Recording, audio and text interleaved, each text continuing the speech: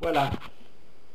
On va reprendre le début de la Megillat Ruth pour y rajouter des commentaires. Vaï bimei shvot hashoftim vaï ra'av ba'aretz vayelech ish mi Bethlehem Yehuda lagur bisde Moav hu v'ishto u'shne vanav. Donc il y a eu à l'époque où on jugeait les juges une famine dans le pays. Un homme est parti de Bethléem en Yehuda pour faire un séjour dans les terres de Moab, lui, sa femme et ses deux enfants. Et ensuite, on va introduire, commenter, développer Veshem Ha'ish Elimelech, Veshem Ishto Naomi, le nom de l'homme, le nom de sa femme, des enfants, etc. On avait dit que chaque fois qu'il y a Vahi Bimei, c'est Lachon Tsahar. Dans des temps cruels, des temps difficiles, où il y avait une famine. Mais on explique ici aussi, dans ce pasouk, la raison de la famine, à savoir que Shefot HaShoftim, c'était l'époque où les juges étaient jugés. On a expliqué que les juges étaient jugés, et non pas seulement à l'époque où les juges jugeaient. Sinon on aurait pu dire Vaï bimei HaShoftim. Mais dans les temps où les dirigeants dirigeaient, Shefot HaShoftim dit le Midrash, Oy le dor, chez Shoftav, Srichim Leishafet. Malheur à une génération dont les dirigeants, dont les exemples eux-mêmes ont besoin d'être jugés.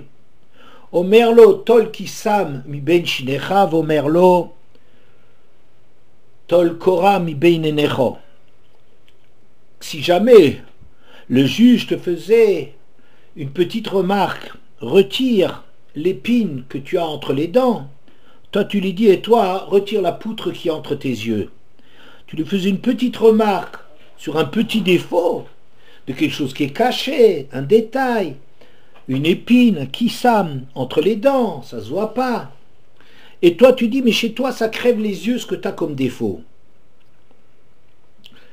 Dans un temps de ce genre, il n'y a plus de possibilité d'avancer.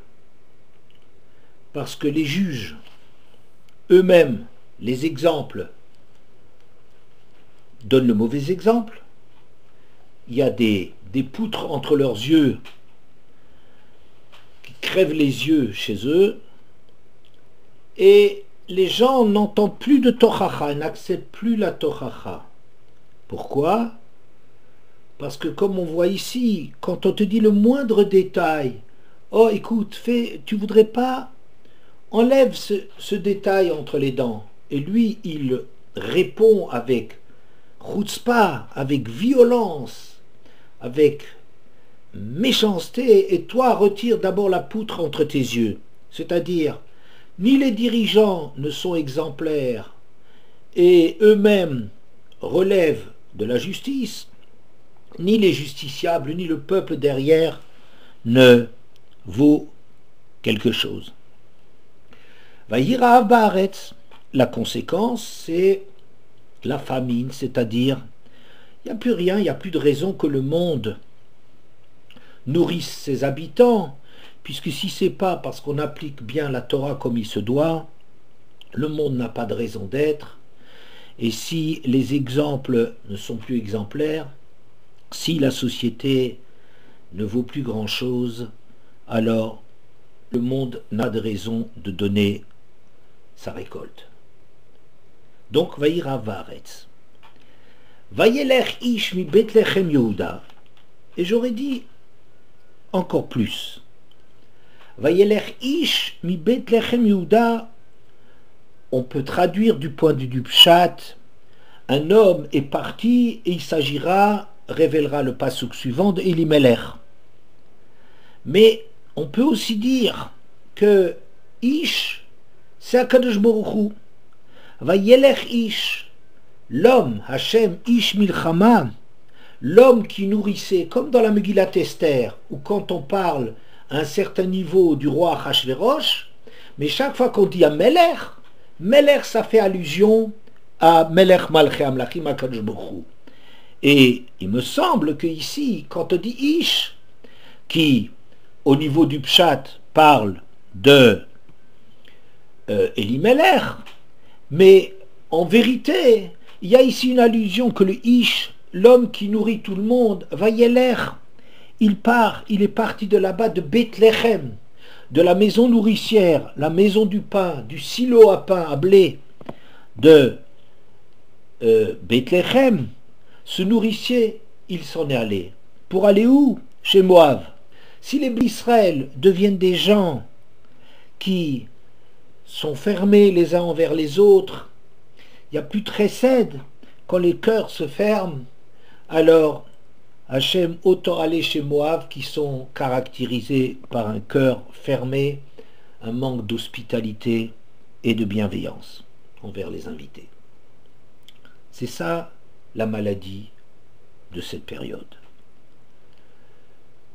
J'ai lu quelque part que Boaz a fait tellement de tfilotes sur son dor que finalement, quelques versets plus loin, on retrouve Kishamou, que Noémie, quand elle est restée avec ses deux brus ayant perdu son mari et ses deux fils, Kisham'a bisde Moab, car lorsqu'elle était dans ces terres de Moab, elle a entendu Kifakad Hachem et Amo la tête laim lechem, qu'Hachem avait repris le contact avec son peuple pour les nourrir. La tfila de Boaz a obtenu que la nourriture revienne. Mais la responsabilité d'un grand, elle n'est pas seulement d'obtenir la rachmanout d'Hachem, qu'Hachem, dans sa rachmanout, dans sa pitié, dans sa compassion envers ses enfants, qu'il pense de nouveau à eux, qu'il les nourrisse à nouveau. Ça, c'est une partie du travail. C'est la tfila. Mais il y a un autre devoir essentiel qui est de changer la face de la génération, de modifier les choses, que les causes qui ont amené à la famine, travailler sur les causes pour éliminer les conséquences qui est la famine. Et là-dessus a travaillé Boaz, c'est-à-dire, non seulement dans un premier temps, il a obtenu qu'Hachem se souvienne de son peuple et recommence à le nourrir, mais ça c'est un cadeau qu'Hachem nous fait, mais le problème c'est qu'il ne faut pas toujours nourrir quelqu'un en lui faisant des cadeaux. Il faut arriver à obtenir que lui mérite le pain qu'on lui donne. Mais c'est très difficile, puisque personne n'a accepté d'entendre quoi que ce soit, puisque les dirigeants sont sourds, puisque le peuple est aveugle et sourd, comment tu peux réagir? Alors, la Mishnah, à la fin de Brachot, dit quelque chose d'extraordinaire. Boaz a introduit le fait de saluer autrui en employant le nom d'Hachem, comme on voit ici dans le deuxième Pérec de Megillat Ruth. Vayomer la Kotzrim, Hachem imachem. Il leur a dit que Dieu soit avec vous. Et lui dire Vayomulo Yevarecha Hachem, en retour qu'Hachem te bénisse. Boaz a compris que si personne n'est plus intéressé à progresser, tout le monde fait son petit business, tout le monde s'occupe de ses petites affaires, ou je dirais, tout le monde se préoccupe de son petit Olam Haba et a perdu le contact avec les autres, a perdu le sens du chesed qu'il faut faire aux autres. Quand on a perdu tout ça, il faut ici un électrochoc, il faut quelque chose qui secoue cette génération pour pouvoir les faire bouger, sinon c'est impossible, tu veux leur dire quelque chose, ils te rejettent. C'est vrai que Boaz, il n'y a rien à dire contre lui, mais si les gens ne sont pas disposés, al tochachletz penditzaeka, ne fais pas des remarques à des gens qui ne veulent pas entendre, ils vont t'en vouloir. Alors, qu'est-ce qu'il a fait Boaz? Il a introduit Sheye Shoel Bishlom Chavero Bachem, que l'homme, il puisse, il salue, il emploie le nom de Yudke Vavke pour saluer son prochain. Vous imaginez ce scandale? Adonai Imachem. Moi, comme Ashkenaz, je tremble parce que, et encore, ça me fait moins de le dire comme ça, parce que je ne le prononce pas à l'Ashkenaz, mais vous imaginez, vous entendez Adonai Imachem. Mais c'est un tremblement, c'est pas possible, une chose pareille. Comment peut-on dire une chose aussi scandaleuse pour saluer son prochain? C'est quelque chose d'incroyable. Qu'est-ce qu'il a fait là? Qu'est-ce qu'il a fait? Quel scandale de Boaz qui fait ça. Et la Mishnah s'interroge de quel droit il l'a fait. Et finalement, elle conclut Et la sot lachem heferu toratecha. Il y a des moments, comme dit le Passouk dans Tehillim, où pour agir en faveur d'Hachem, il faut bousculer la Torah. Il faut savoir, dans certaines circonstances, renverser des interdits pour sauver l'essentiel. Par exemple, quand la Torah orale a été mise par écrite, alors que c'est marqué Al Pi Advarim Ele Korat Hashem Brit, qu'il faut que ça reste oral, mais Rabbi Yehuda Nasi a compris qu'on ne pouvait pas faire autrement que d'écrire, sinon la Torah disparaîtrait. Ou bien David Ameller, quand il a laissé la dépouille des 7 fils de Shaoul pendus aux arbres, alors qu'il fallait tout de suite les enterrer, parce qu'il voulait faire un Kiddush Hashem, de montrer à tout le monde que le monde juif est un monde qui est ouvert et qui ne protège pas même les fils de rois. C'est pas une espèce de mafia qui s'auto-soigne, qui s'auto-protège, qui s'auto-amnistie, comme les hommes politiques qui sont d'accord de l'amnistie, d'amnistier le voisin, parce que à leur tour ils vont être eux-mêmes amnistiés. Il y a des accommodements qui arrangent tout le monde. Non, la Torah n'est pas comme ça. Et David Ameller, pour le dire, bien qu'il est interdit de laisser pendre quelqu'un qui devait être pendu, il les a laissés pendant 6 mois, quelque chose de terrible, à cause du Chilul Hashem. Beaucoup d'exemples où il y a eu un Et, la Sot, l'Hashem et Feruterotecha. Et Boaz, de quel droit il l'a fait? De quel droit? Sur qui il s'appuyait? En fin de compte, il s'appuyait sur lui-même. Il s'appuyait sur le fait qu'il a compris qu'il n'y a pas d'autre moyen d'intervenir pour bousculer les gens. Dans le Midrash Rabbah, et petit Dalet, Vehine Boaz ba mi Bethlehem Yehuda. Et voici Boaz qui arrivait de Bethlehem Yehuda, et c'est là qu'il a salué les kotzrim, les moissonneurs, en employant le nom d'Hachem. Shlosha dvarim gazru bedin shel mata ve'iskimu imahem bedin shel mala.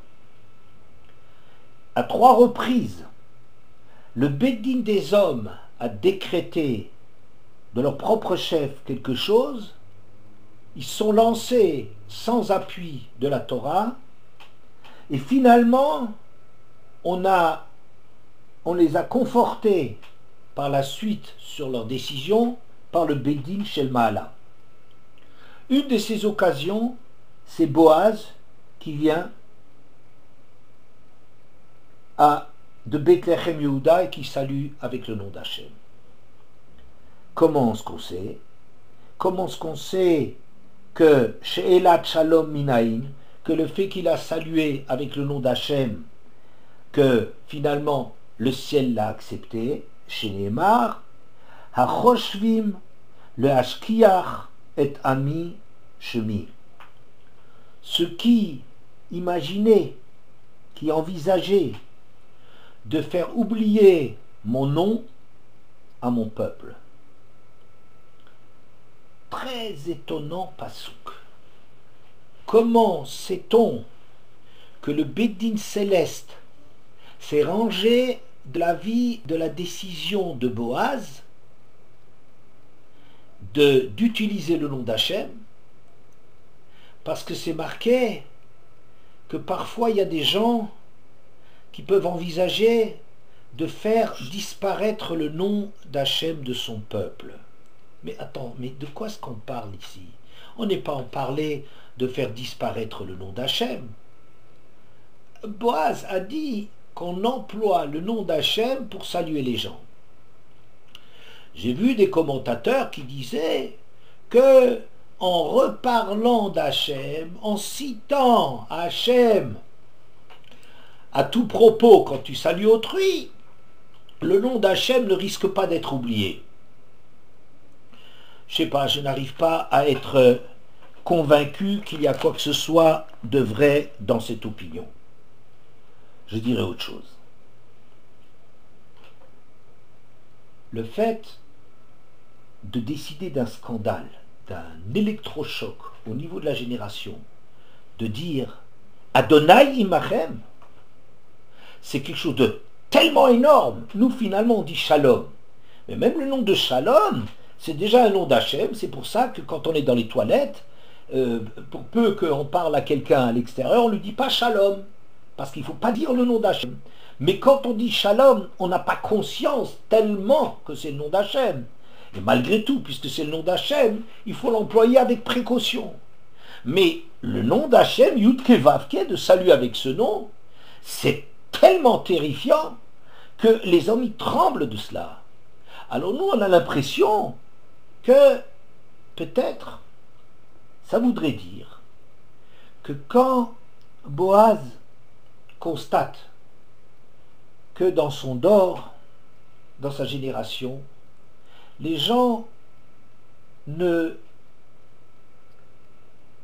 plus de désir de progresser. Les gens qui sont là, qui doivent montrer la voie, sont les premiers qui devraient être jugés. Shfot HaShoftim. Le peuple, dès que tu lui fais la moindre remarque, il rejette ça avec violence. Personne ne veut rien entendre. On dit, dans une génération de ce genre-là, on ne se préoccupe plus du sens de sa vie. On peut continuer à être des bons juifs, avoir le sentiment qu'on est bon juif, mais on oublie des choses qui sont essentielles. Et là-dessus, on vient nous dire, Yevarechecha Hashem te salue. On emploie le nom d'Hachem. Regarde, quel enjeu, c'est l'être humain. Le Tselem Elohim, il est tellement important qu'Hachem s'investit là-dedans. Comme Hachem permet, pour faire le shalom entre un homme et sa femme soupçonnée d'avoir trahi son mari, d'effacer son nom, ce scandale, Hachem, il est en train de dire, tu vois, pour moi, le mariage, c'est un enjeu essentiel. C'est un enjeu tellement essentiel que je m'investis au point de perdre ma dimension, d'accepter de perdre ma dimension si c'est quelque chose qui peut reconstruire un foyer. Ici, au niveau de la génération, Hachem accepte d'investir son nom là-dedans. C'est la décision de Boaz. Mais je pense que c'est plus fort que cela. C'est plus fort que cela. J'ai pris sur moi de dire que cette génération de Shvot HaShoftim, c'est pas une génération dans laquelle les gens ne respectent plus la Torah, les gens n'ont plus rien à faire des mitzvot, les gens ne prient plus, les gens, pas du tout. C'est une bonne génération de juifs dans lesquels on a oublié ce détail qui est essentiel, que tu n'es pas seul au monde, qu'il y a d'autres qui débutent, qu'il faut bouger. Mais on gère, on est des bons juifs, pères de famille. Judaism is beautiful. Ça m'a avec ça, on a intégré la Torah, on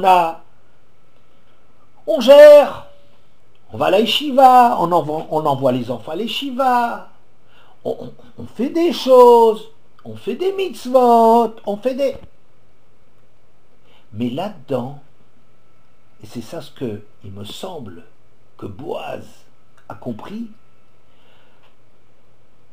le hashkiach et amishemi, que dans une situation pareille, on oublie le nom d'Hachem.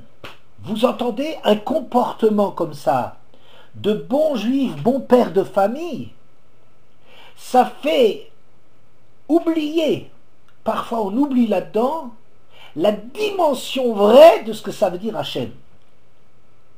La dimension vraie de ce que ça veut dire Hachem, c'est pas seulement un problème ben Adam le Chavero, parce que si c'est un problème seulement que les gens ne font pas attention à autrui, je veux dire, on ne viendrait pas avec un verset nous dire que le ciel a approuvé la démarche de Boaz en parlant qu'on a fait oublier le nom d'Hachem.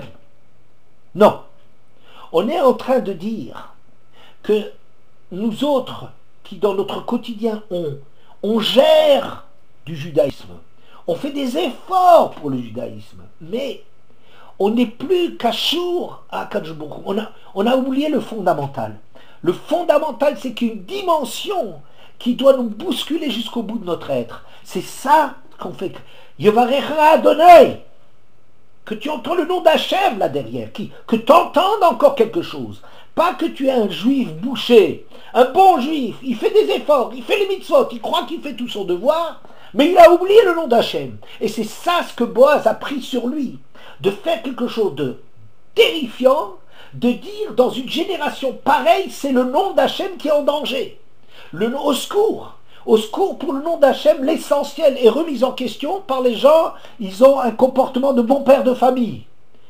Bon père de famille, on peut être bon père de famille en envoyant les enfants à la yeshiva. On peut être un bon père de famille en étant makpid d'aller à la tfila. On peut être un bon père de famille en faisant du chesed avec le voisin. Mais une chose qu'on a entendue, qu'on a oubliée, c'est d'être dépassé par les choses, d'entendre une Torah, de vouloir progresser là-dedans, pas de gérer, pas d'être des bons juifs qui acquéreront le Olam Haba.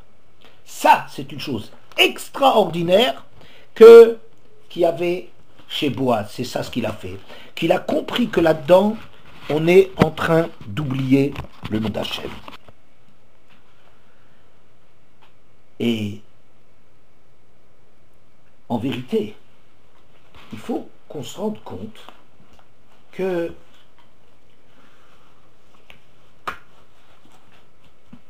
la Torah, c'est deux de mes amis, Daniel Epstein et Raphaël Marc Gage, qui me l'avaient fait remarquer il y a bien longtemps, que la conclusion de la Torah, c'est quoi? Ulchol hayad hachazaka, ulchol hamora gadol, asher asa Moshe le'enei kol Israël. Et toute cette main forte, et tout ce tremblement que Moshe a fait aux yeux de tout Israël, dernier Rashi de la Torah, le'enei kol Israël, Shinesao libo dishbor haluchot le'enehem, qu'il a eu cette force intérieure, ce cœur de lion, de briser les louchot, la chose la plus sacrée, la plus respectée, la plus, si vous voulez, c'est l'objet de culte si on va déjà embrasser un Sefer Torah, mais les Luchot, c'est l'objet le plus religieusement respecté et craint qui existe. Et Moshe Rabbeinu voit qu'il y a ici une fausse attitude dans les Bnei Israël, il les brise devant eux, ce scandale terrible, chez Nehemar, Vachabrem le Enechem. Et ces Luchot, je les ai brisés à vos yeux. Et l'opinion, le jugement d'Akadosh Baruch Hu est allé dans son sens, chez Nehemar, Asher Shibarta, ces Luchot que tu as brisés, qu'est-ce qu'on veut dire par là? On sait bien qu'il les a brisés, mais Yasher Kochacha chez Shibarta, que tes forces se redressent parce que tu les emploies en bien, que tu as brisé ces Luchot. Chazak, Shkoyer, Chazak, que tu as brisé ces Luchot. La conclusion de la Torah, vous entendez cela? La conclusion de la Torah, ça veut dire que je te donne une Torah, je te donne des Luchot, mais même on peut s'arranger avec des Luchot. On peut s'arranger même avec des Luchot, c'est-à-dire avec un objet terriblement, grandiosement sacré, on peut s'arranger et récupérer cela à l'intérieur de notre gestion du froum, du religieux. Et Moshe Rabbeinu, c'est ça la conclusion de la Torah, qu'il ne faut jamais oublier, même à Shavuot, même quand on reçoit la Torah, il ne faut pas oublier qu'une dimension dans la Torah qui est tellement énorme, que celle-là, il ne faut pas l'oublier. Il y a quelque chose à sauvegarder quand on devient un bon juif, c'est qu'il y a quelque chose au-dessus de ça. Il y a Bitula chez le Torah, l'ifamim, Zeukiuma. Il arrive que d'annuler la Torah, c'est ça qui permet à la Torah d'exister. Ça, c'est Boaz. Boaz, c'est celui qui a annulé la Torah pour qu'elle puisse garder sa dimension. Ça, c'est Boaz.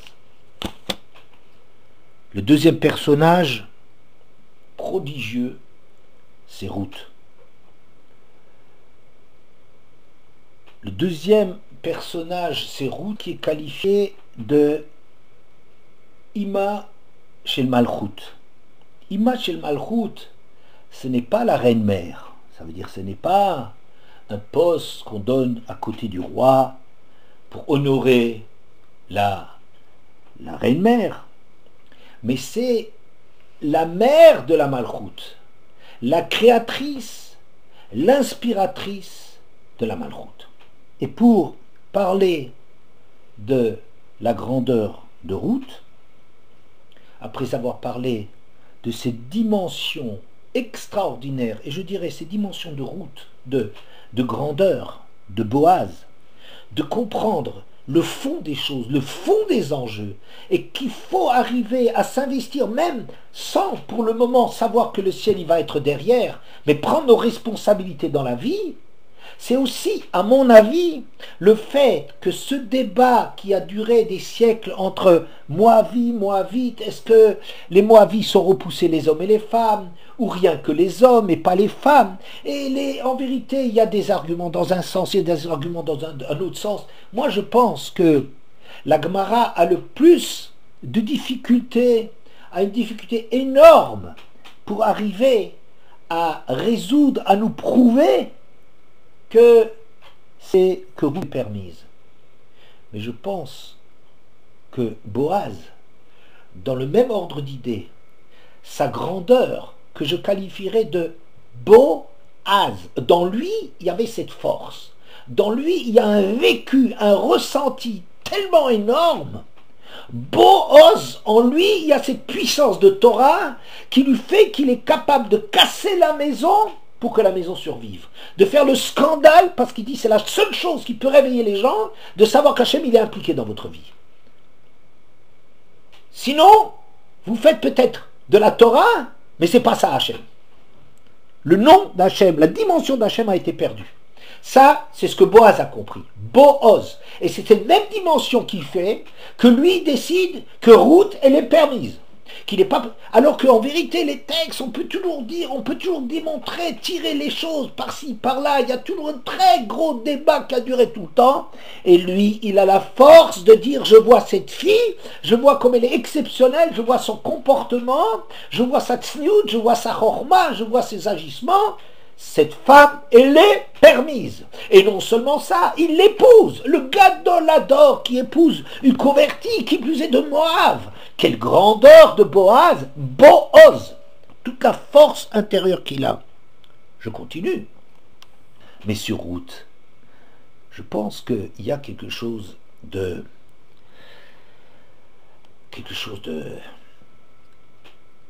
Les questions au départ. Comment se fait-il que quand les deux filles, à la mort de leur mari, Ruth et Orpa, ont voulu suivre leur belle-mère, quand ils ont voulu suivre leur belle-mère, il y a eu quand ils ont suivi leur belle-mère, elles ont fait des efforts extraordinaires. Elles ont renoncé, d'abord, il faut voir, c'est des filles de roi, c'est les filles d'Eglon. Elles ont, les petites filles de Balak, une famille noble, elles ont senti qu'il y a de la grandeur chez la famille d'Elimelech, elles ont consenti à vivre avec eux, ils n'étaient pas mariés, dit le Midrash. Elles ont renoncé à tout leur honneur royal.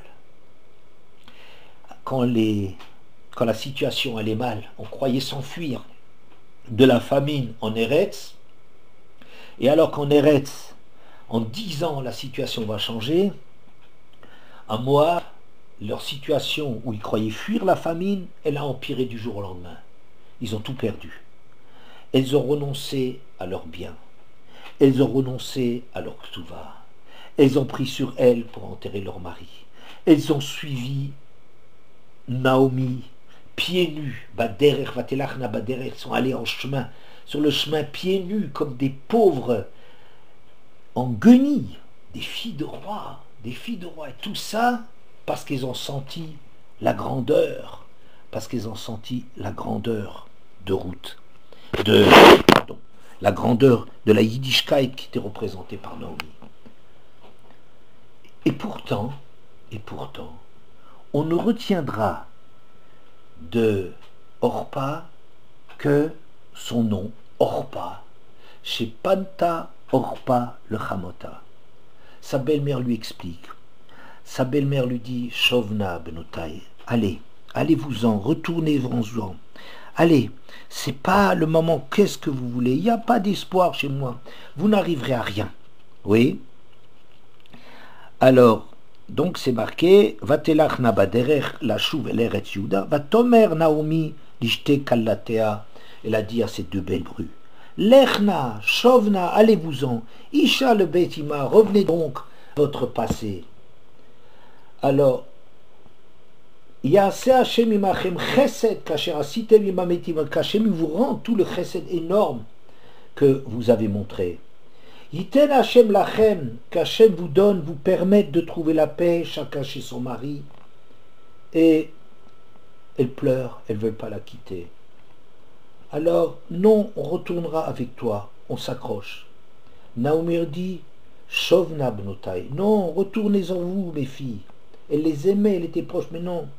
Lama telach naimi, haod libanim, etc. Retournez. Il n'y a pas d'espoir. Et à la fin, Orpa craque. Orpa craque, ça veut dire quoi? Que elle baisse les bras, elle a compris qu'il n'y a pas d'espoir. Elle a compris qu'on est dans une impasse. Elle a compris qu'elle ne peut pas, qu'il est impossible. Il est impossible. Elle part. L'histoire retiendra Orpa. Chez Panta Oref, le Chamota. Elle a tourné le dos à sa belle-mère. Incroyable, avec tout ce qu'elle a fait. Par ailleurs, lorsque Églon, le père de Orpa, qui était un roi de Moab, qui a persécuté les Juifs pendant 18 ans, il était là-bas, il fallait l'assassiner pour arriver à retrouver un sentiment de liberté. Et le 18 ans, mais quand Ehud ben Gera de Binyamin est allé l'assassiner, on décrit que le roi était un énorme obèse, barimod, extrêmement gras. Il était en graisse de tous les côtés, de la graisse de tous les côtés, en train de s'aérer un petit peu dans une pièce un peu plus fraîche, avec le poids qu'il transportait. Et Ehud lui dit, Dvar Elokim Yeshli Elecha, Vayakom Hamelech Mikiso. J'ai un message d'Hachem pour toi, et le roi s'est levé de son trône. Le Midrash, tête d'Alet, Amar lo HaKadosh Baruch Hu, Ata, Amata Mikisacha, l'Irvodi, tu t'es levé de ton trône pour mon kavod, quand tu as entendu que c'est Hachem qui t'envoie un message. Chayecha hareini ma'amid mincha ben yoshev al kise Hachem. Je te jure que tu mérites d'avoir un descendant qui sera assis sur le trône d'Hachem. Comment c'est marqué? Que Shlomo Yoshev al kise Hachem, que le roi Shlomo est assis sur le trône divin. Comment cela? Quelle injustice! Le roi Églon était un rachat de tous les côtés. Mais seulement quand il a entendu Dvar Elokim Yeshli Elecha, un message d'Hachem pour toi, Vayakom Hamelech Mikiso, il s'est levé de son trône. Et ça, l'histoire va faire que lui est récompensé d'avoir une descendance, un David Amelech, un Shlomo Amelech. Ça passera par sa descendance, par Ruth et par, qui est sa fille, et jusqu'à David et Shlomo. Un roi aussi rachat que ça. Alors que Orpa, qui a fait tellement d'efforts, qui a été tellement admirable, qui s'est tellement sacrifiée parce qu'elle sentait qu'il y avait quelque chose et qui ne voulait pas lâcher sa belle-mère. Quand elle a fini par la lâcher, on la laisse tomber. Il fait de Orpa. C'est la nuque, tourner le dos. Alors, il faut dire la chose suivante. Que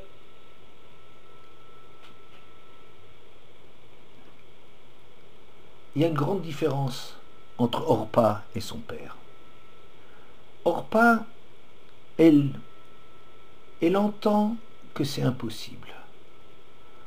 Elle entend qu'elle n'arrivera à rien. Elle entendra que c'est une impasse. Et quelle que soit son envie de s'accrocher, de vouloir, d'avoir un monde de valeurs qu'elle a ressenti chez les Juifs, mais elle entend que c'est fini. Elle entend que c'est fini. Qu'est-ce qu'elle fait?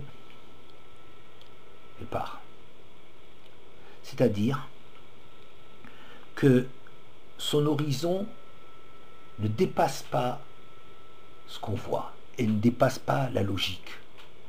Elle comprend que dans son monde, c'est extraordinaire d'introduire des valeurs, mais on ne peut pas. On essaye, et encore, avec Messirut Nefesh, mais on ne peut pas, on laisse tomber. C'est-à-dire, elle est limitée à sentir dans son monde qu'il y a des limites. C'est pas possible, laisse tomber. Églon, c'est autre chose. Églon, il est un rachat. Mais il est un rachat, mais il entend quelque chose. Il y a quelque chose au-dessus de lui. Il entend Elohim, mais il se lève. pourtant ça lui est difficile et tout. Il se lève devant quelque chose. Ça c'est quelque chose, ça c'est la différence avec sa fille. Lui il est capable de se bouger. Avec ça il ne vaut rien. Avec ça il ne vaut rien, mais ça il avait ce point qu'il est capable de changer sa vie, de sentir qu'il y a quelque chose qui le dépasse, de sentir qu'il y a de la grandeur. Alors que Orpa, elle entendait qu'il y a la grandeur, mais n'est pas capable de sortir de son monde, d'accéder à l'impossible, puis c'est impossible. Il faut être raisonnable. C'est pour cela que certainement Eglon sera extrêmement puni pour toute la richoute qu'il a fait envers les Bnei Israël. Et Orpa, à l'inverse, elle sera récompensée d'avoir la plus grande réussite. Goliath et ses 3 fils, Goliath Galouille, dans le visible, dans son monde, il reçoit la plus grande récompense, avoir une réussite, des champions, des héros extraordinaires, Goliath et ses 3 géants de fils. Elle a réussi comme ça, elle sera récompensée pour les 4000 qu'elle a fait, les 4 kilomètres qu'elle a fait, ou les 4 larmes qu'elle a versées pour sa belle-mère. Elle aura droit à sa récompense de 4 réussites extraordinaires des gens qui sortent de Polytechnique et de Normal Sup. Elle aura cela. Elle aura la plus grande réussite. Mais elle aura une réussite dans son monde à elle, parce qu'elle n'est pas capable de sortir de son monde à elle. Elle n'est pas capable de sortir de ce monde. Alors que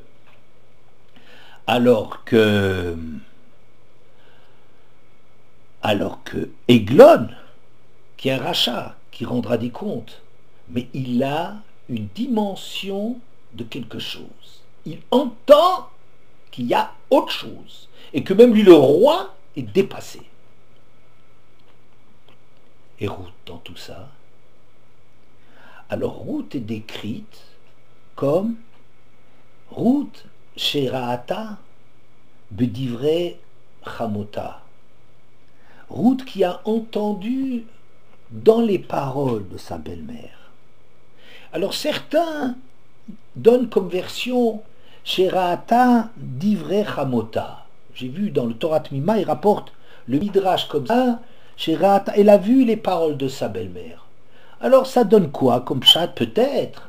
Elle a vu de sa belle-mère qu'en dépit de ce que sa belle-mère les repousse, parce que c'est comme ça qu'on repousse les guérines. Shovna, Shovna, Shovna, allez, allez, allez. Mais tout de suite après, le Midrash continue, on dit L'olam yismol docha viamin mekarevet, que quand la gauche, elle est en train de repousser, mais que on sente que mais la droite est en train de rapprocher. Et c'est pour ça que tout de suite après, Naomi est en train de dire, mais si j'avais des enfants, hélas, j'ai pas d'enfants, mais si j'avais des enfants, alors je vous les donnerais, je les donnerais. Voilà. Ça veut dire quoi?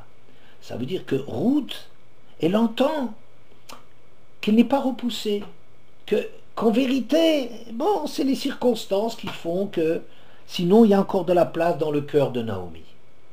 Ça, ce serait le pshat de Ruth Sheraata Divrei Chamota.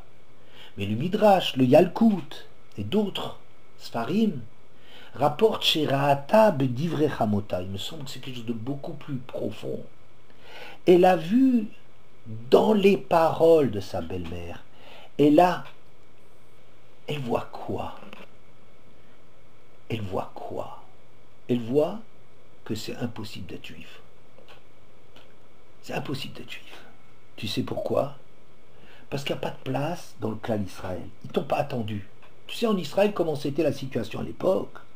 C'était que les rois, ils avaient un shoot des rois, ils fréquentaient que les rois, ils avaient des habits royaux. Et les Neuvim, ils fréquentaient que les Neuvim, ils avaient des habits de Neuvim. Et les Kohanim, ils fréquentaient les Neuvim. Et les Israël, tout le monde essaye tout le monde fréquente, tout le monde est dans une avancée sociale, intérieure et tout. Où est-ce qu'une minable, misérable Moabite va arriver à trouver sa place? Il n'y a pas de place. Il n'y a pas d'espoir. La seule qui aurait pu leur donner des shidduchim, c'est Naomi. Mais combien tu veux? Quel âge elle a? Et il faudrait qu'elle tombe enceinte, qu'elle soit mariée, qu'elle tombe enceinte, qu'elle ait des garçons, que les garçons ils attendent, qu'ils acceptent des bouts. C'est impossible. Ruth, elle entend à travers ce que lui dit sa belle-mère que il faut, il y a que être juif, c'est pas de l'ordre du monde. C'est pas, on n'est pas juif parce que juif c'est bien de rajouter quelque chose dans le monde, de rajouter comme ça un vernis de morale, de pensée juive, de valeurs spirituelles, de philosophie. Non, c'est pas ça. Elle voit dans les paroles de sa belle-mère qu'il est impossible d'être juif. C'est-à-dire que dans le monde actuel, le monde qu'elle fréquente, on ne peut pas, il n'admet pas, ce monde n'admet pas, ne donne pas de place à la Géroute. Et la Gemara, dans Yevamot Mem Zayin, dit la chose suivante. Tanoura Banan, on nous enseigne, Mem Zayin 47a, Yevamot. Ger Sheba Lidgayer Bismanazé, un converti qui vient se convertir à notre époque. Omrimlo, on lui dit, Maraïta Shebata Lidgayer. Pour quelle raison viens-tu te convertir? Iyata Yodea chez Israël Bismanazé, de Chouyim, de Choufim, Sochoufim ou Muturafim. Tu sais pas qu'à notre temps, les Juifs sont rejetés, méprisés, vilipendés, abominés par les nations. V'yisurim ba'imalem, et des souffrances sur eux. Je pense que c'est pas seulement les goïms qui traitent durement les Juifs, mais Akadosh Baruch Hu yisurim ba'imalem, il s'occupe d'eux, il est exigeant envers eux, il ne les laisse pas tranquilles, il veut quelque chose d'eux, il les bouscule. Et qu'est-ce que tu viens te convertir? Tu vois pas ça? Imomer, si l'aspirant guerre, il dit Yodea Ani, je le sais bien, Ve'eini Kedai, et je ne le mérite pas. Rashi nous dit ça. Ve'eini Kedai, Ve'eini Raoui, Listatef Betzaratam. Et je ne mérite pas, et je ne suis pas apte à m'associer à leur souffrance. Ou miyiten, ve'eske le car, si seulement je pouvais atteindre cela. La Gemara dit, me kablin auto miyad, on l'accepte immédiatement. Extraordinaire! Extraordinaire. Dans ce temps, ça veut dire un guerre qui vient se convertir dans ce temps, à notre époque. Ça veut dire c'est une époque où ça va mal pour les Juifs, le temps normal des Juifs, pas l'époque de Shlomo Ameler, pas les temps messianiques, là où on n'acceptera pas les goïms, parce qu'il y a intérêt à être juif, parce que les Juifs ils sont bien, parce que les Juifs sont considérés. Mais dans des périodes zmanazé, normales, où les Juifs sont vilipendés, rejetés, méprisés, on leur crache dessus, on leur proclamation antisémite. Akadosh Baruch Hu aussi se mêle de cette histoire, il les traite durement. Isurim ba'imalem. C'est tellement dur d'être juif. Et si le guerre, il dit Yodéane, je suis au courant, et je ne suis pas à la hauteur de cela. Et Rachid dit, extraordinaire, je ne suis pas apte, je ne mérite pas de m'associer à leur souffrance. Comme c'est beau, Rachid dit pas, je ne mérite pas de me convertir, de rentrer dans ce clan. Je ne mérite pas de m'associer à cette souffrance. C'est-à-dire quoi? Que le guerre, il a tout compris. Il a compris que le sort des Bnei Israël, d'où est-ce que ça se fait que la vie des Juifs est tellement dure? Parce que ce sont des extraterrestres, parce qu'ils participent à une autre dimension de l'être. Elle n'est pas compatible. Pourquoi on est rejeté? Pas parce qu'on est moins bon que les autres. On est peut-être meilleur que les autres. On est souvent meilleur que les autres. Mais parce qu'il n'y a pas de place. Yarda Sina, Yarda Torah l'Olam, Yarda Sina Olam. Les gens sont jaloux, ils ne peuvent pas supporter. Les Juifs, ils ont parfois des moments de grandeur où ils écrasent tout ce qui peut se passer. Alors même s'ils pêchent par la suite, ils sombrent, ils fautent et tout, mais il y a une grandeur dans ce peuple de Derler Techacharai Bamidbar, d'aller dans le désert, des millions de personnes dans un désert inculte. Personne ne peut faire ça.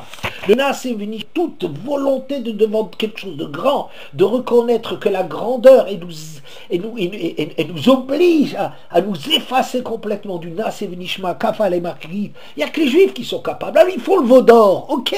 Ils vont après regretter l'Égypte, d'accord, mais monter si haut. Miyale Bar Hashem, qui monte à ces dimensions. Ravolbe dit il y a deux dimensions. Miyale Bar Hashem ou Miyakum Bimkom Kocho. Montez jusque là-haut, restez à ce niveau. Alors les Bnei Israël, Yalé Bar Hashem, ils arrivent à monter. Ils sont grands et il y a des moments dans lesquels ils dépassent l'entendement. Et ce guerre, il entend que toute cette souffrance, ça vient parce que leur situation est incompatible dans les catégories de ce monde. Et il entend au contraire, chez Eshtatef, que je puisse m'associer à leur souffrance, parce que c'est ça qui est le gage de leur grandeur. C'est pas qu'il demande, il n'est pas masochiste et dire oh pourvu que je sois persécuté, je préfère être persécuté. Non, c'est pas du tout ça. Je comprends qu'il ne peut pas en être autrement, qu'on ne peut pas être bien dans l'amazé et en même temps arriver à accéder au lamaba. Disons au niveau de la guéroute, on ne dit pas qu'être juif c'est tout le temps triste, qu'il n'y a pas de simcha, il y a une grande simcha d'être juif, mais il y a quelque chose à franchir, un écueil terrible que je voudrais m'associer à ce que je sens derrière leur situation. Et si je pouvais seulement être à la hauteur de cela. À la hauteur de quoi? D'être persécuté, à la hauteur d'être rejeté, à la hauteur d'être en but à toutes les injustices du monde, à la hauteur d'être spolié, à la hauteur d'être craché dessus, à la hauteur que tous les médias se donnent à cœur joie contre les Juifs, et Hachem encore qui nous traite, il ne nous envoie pas comme ça facilement des satisfekit, des compliments et tout ça. Et tout ça, et d'ici je pouvais seulement. Ruth Ra'ata Bedivre Chamuta. Ruth a vu dans les paroles de sa belle-mère, c'est-à-dire d'Afka précisément, le fait qu'il n'y a aucune issue, quoi que tu fasses, il n'y a pas d'issue, elle a compris que c'est ça qui montre que c'est à ça que je dois aspirer, qu'il n'y a que ça qui a du sens. Quelque chose qui d'un autre ordre qu'Olamazé. Ça ne s'arrange pas avec Olamazé. Au moins pour passer le cap. Encore une fois, on n'a pas une religion triste. On a une religion de simcha. Akadosh Baruch Hu nous demande des comptes si on n'arrive pas à être de simcha dans les mitzvot. Et c'est vrai, parce que c'est pas pour nous faire encore plus mal. C'est parce que c'est vrai qu'il y a beaucoup de simcha. Mais il y a un passage obligé de dire oh, oui, on accepte de ne pas avoir notre place. Et ça... Quand Ruth, elle entend ça, elle dit à sa belle-mère qui veut continuer à la rejeter, elle dit, tu sais, moi, je me convertirai. Juste que ce soit toi, ma belle-mère, qui est le srout, que c'est grâce à toi que je me convertisse, que c'est à travers toi que je me convertisse. Mais me convertir, je vais me convertir. Ça, c'est Ruth. Alors, on pourrait dire que Ruth et Orpa, en vérité, on pourrait dire, c'est comme souvent quand il y a deux sœurs, que c'est deux facettes de quelque chose. Oref, âme que chez Oref, Orpa, c'est le côté obscur, c'est le côté passif que l'homme, il traîne la face cachée, qu'il traîne avec lui cette lourdeur, cette graisse d'être bien dans l'amazé de Eglon. Mais il y a le visage. Le visage, qu'est-ce qu'elle voit? Qu'est-ce qu'elle entend? À quoi il aspire? La partie claire de la personne, c'est Ruth. Ruth a hérité de cette grandeur et prend la suite de ce sentiment que Eglon, son père, a eu à un certain moment. Il y a eu une grandeur réelle chez lui, pas des mérites. C'est pas des mérites qu'il a. C'est une grandeur d'arriver à sentir de la grandeur. Ça, c'est Eglon. Alors Ruth a hérité de ce côté, Et la face cachée de la personne, le hamke sheoref, la lourdeur, le refus, le fait de tourner le dos, de ne pas se soumettre, c'est Orpa qui a tout pris ça. Orpa sera récompensée d'une façon exceptionnelle pour tout le bien qu'elle a pu faire à son mari et à sa belle-mère. Elle sera récompensée comme Hachem s'est récompensé. De la meilleure façon, la meilleure réussite. Mais elle ne sortira pas de son monde, du Gilouï, du Galouï, de Goliath. Galouï, elle ne sortira pas de ça parce qu'elle n'arrive pas à sortir de cela. Alors que Ruth Rahata, elle a vu quelque chose.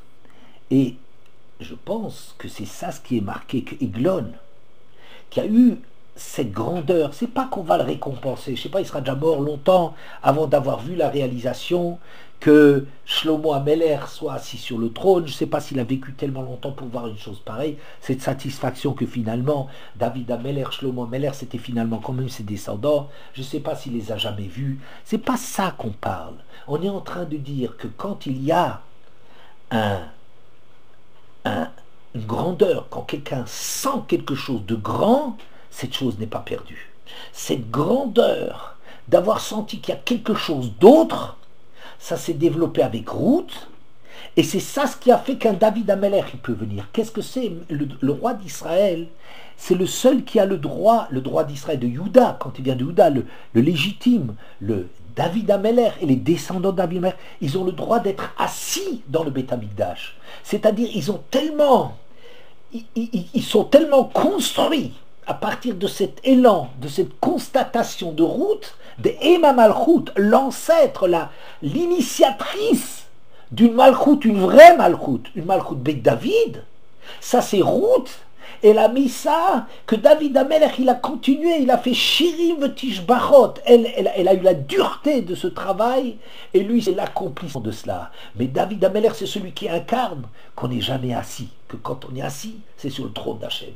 Il peut s'asseoir dans le Beth Amikdash, parce que lui, c'est gérer cette vision du monde, où un homme, il est assis sur le trône d'Hachem. Il est porté par Hachem. Vous entendez le Yevarechecha Hachem, le Hachem que Boaz a ressenti tellement fortement, que l'enjeu qui se passe derrière le nom d'Hachem, eh bien, à travers Ruth, il y a un David Ameler. Et David Ameler, on dira sur lui, il est né et mort à Shavuot. Né et mort à Shavuot. Pourquoi il est né et mort à Shavuot? Parce que c'est Matan Torah, vous voyez, il y a deux ancêtres de David Ameler, Ruth et Boaz.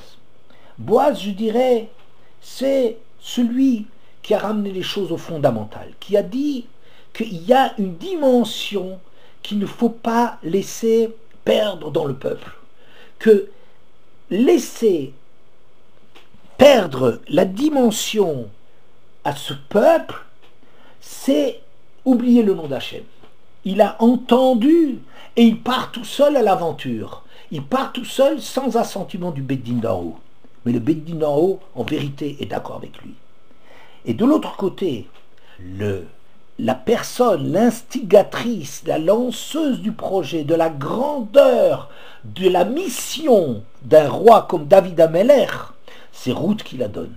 Ruth a senti qu'il y a un monde, que tous les sacrifices du monde font qu'elle le vaille, que même si on prend ces sacrifices-là, que c'est ça la grandeur. Il y a une Mechilta dans Matan Torah qui dit que les Bnei Israël ont dit Imatem kablim et yisurim be'ahava. Si vous acceptez les souffrances, les tourments avec joie, eh bien il me semble que c'est l'écho de ce qu'on est en train de dire.